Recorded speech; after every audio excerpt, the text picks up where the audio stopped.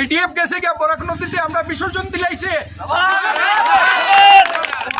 হ্যাঁ, আমরা বরাক ভ্যালিতে ইডিএফ বিসর্জন দিলাইছি, এইটা বাংলাদেশ গেছে গিয়া। নমস্কার। আজকে আপনার কংগ্রেসও ভালোই একটা বুট পড়ছে জনগণের আশীর্বাদে। আর আমরা প্রার্থী করিমগঞ্জের হাফিজুর রশিদ চৌধুরী তাই বিপুল বুটে জয়যুক্ত করবা।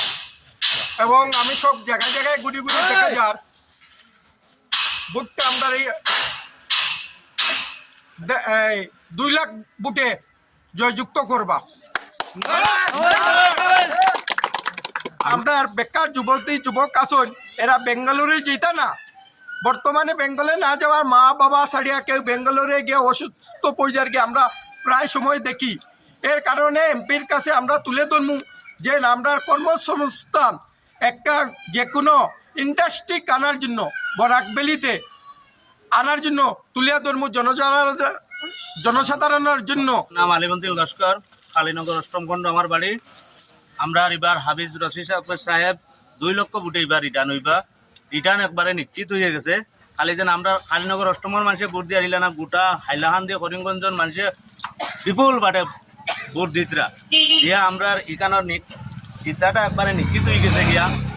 এখন আমরা হাফিজ সাহেবের কাছে আমরা এইটাই দাবি রইব দেন বরাক ভ্যালির গোটা বরাক ভ্যালি শিলচর করিমগঞ্জ হাইলাকান্দির একটা বড় কোনো ধরনের ইন্ডাস্ট্রি নেই।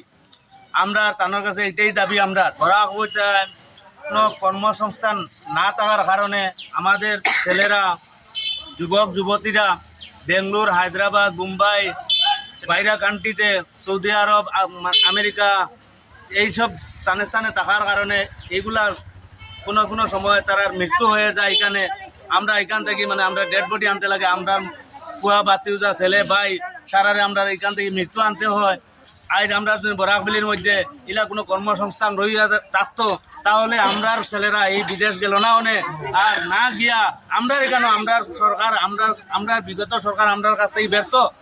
তাই আমরা হাফিজ সাহেবরে আমরার অনুরোধ যে আমরার কাছে আমরা বরাক ভ্যালির মাঝে একটা শিল্প প্রতিষ্ঠান গড়িয়া তোলার জন্য আমি তার কাছে অনুরোধ। আর তাই জিতাটা এবার নিশ্চিত হয়ে গেছে গিয়া।